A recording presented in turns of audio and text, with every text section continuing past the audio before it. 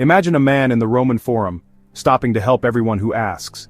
He lends coins he cannot spare, takes on favors he resents, and says yes when his soul longs to say no. The crowd calls him generous, but when he leaves, they whisper about his weakness. His kindness, unguarded, has become a mask for fear. The Stoics warned us of this trap. Virtue must serve wisdom, not approval. Marcus Aurelius wrote, "If it is not right, do not do it." Meditations.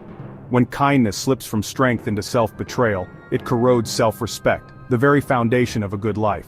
Think of our own lives, the friend we lend money to though we cannot spare it, the task we accept though we have no time, the silence we keep though our conscience burns.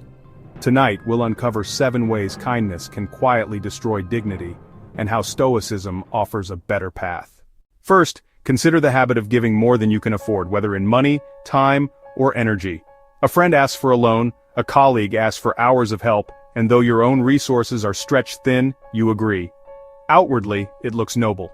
Inside you feel drained and resentful. Epictetus cautioned, "First say to yourself what you would be, and then do what you have to do." Discourses. If we ignore our limits, we lose the very self we are meant to guard. Think of it like pouring from an empty cup. Each act feels generous, but slowly your cup cracks, and soon nothing remains to give. You risk burnout at work, financial strain in your home, or exhaustion in your relationships, all because you feared saying no. True kindness respects boundaries. It honors the self before serving others.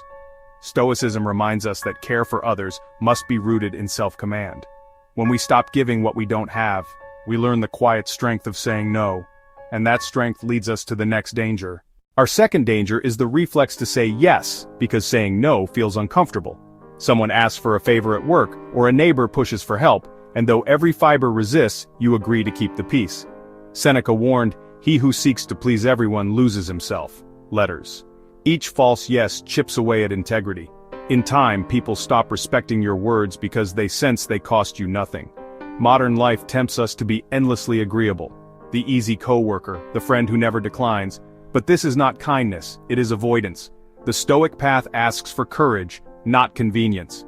Picture the relief of saying no clearly, without guilt, and still holding goodwill. Your tone remains gentle, but your choice is firm. It is not rejection, but honesty. Over time, such honesty becomes a shield. People respect the one whose words are steady, not slippery. And honesty brings us to the third act of kindness that destroys self-respect. Third, there is the kindness that springs from pity rather than compassion. A friend complains endlessly, a family member wallows in self-pity, and instead of holding them to a higher standard, you enable their weakness. Marcus Aurelius wrote, "Waste no more time arguing what a good man should be one." Meditations. True compassion strengthens others by reflecting dignity back to them. Pity, by contrast, keeps them small and keeps you resentful. Think of the parent who shields a child from every hardship. The child never learns resilience, and the parent silently despises their own indulgence. Or imagine a friend who never seeks work because you always step in to cover their bills. This feels merciful in the moment, but it stunts their growth and weighs you down.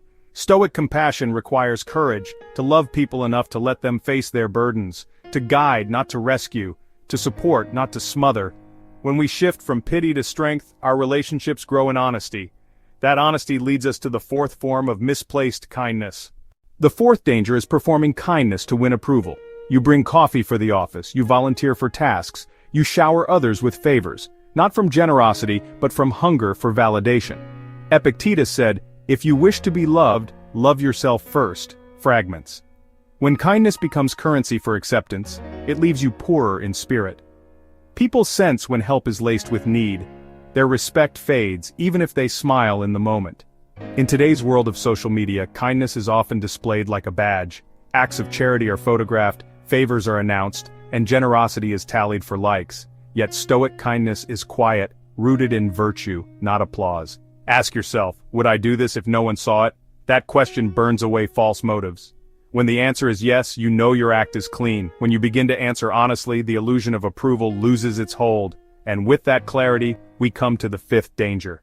A fifth act is mistaking kindness for carrying what is not yours to carry. You do your coworker's job when they slack, or constantly bail out a friend who avoids responsibility. You call it loyalty, but inside you feel used. Seneca noted, "It is not the man who has too little, but the man who craves more, that is poor, letters. In this case, it is others who crave ease, and you who pay the cost. Helping once can inspire growth. Helping repeatedly without limit fosters dependence. You teach others to remain weak while you resent their weight. Picture the exhausted employee cleaning up everyone's mistakes, or the sibling who always pays for another's recklessness. Over time, kindness becomes chains. The Stoic practice is to strengthen others, not to rob them of their trials. Stand beside them, encourage them, but let them carry their own pack. And as you set down burdens that are not yours, another subtle trap appears: the kindness of silence. The sixth act is holding your tongue when truth is needed, all in the name of kindness. A friend drinks too much, a partner drifts into harmful choices, and you smile, staying silent to avoid conflict. Marcus Aurelius reminded, "What is not good for the swarm is not good for the bee." Meditations. By withholding truth, you fail both the other person and yourself. Your silence may feel kind, but it enables harm. Modern politeness often mistakes avoidance for compassion, yet real friendship requires the bravery of candor. Imagine telling a hard truth with gentleness, like a steady hand guiding in darkness. At first, it stings. In time, it saves.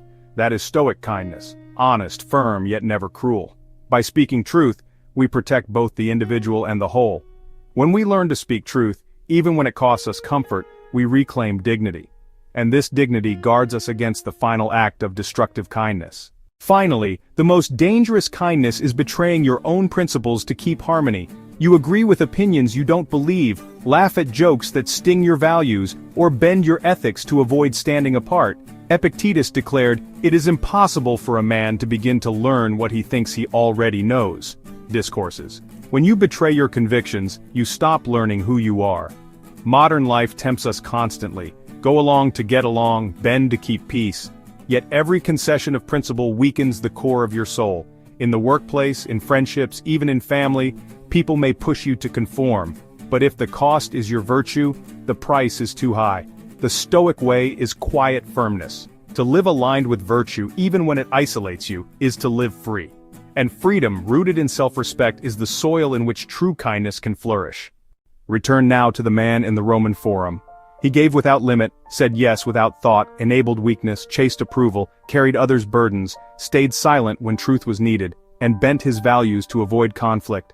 The crowd called him kind, but inside, he was hollow. The Stoics remind us, kindness without wisdom is not virtue, but vanity. When kindness erodes self-respect, it is no longer kindness at all. In our own lives, the test is daily and simple.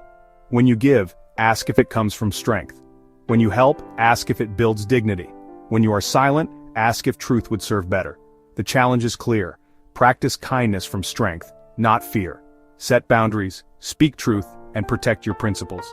In this way, your kindness becomes steady, clean, and free of hidden chains. Which Stoic way would you try first? Share it in the comments. I might read yours next time.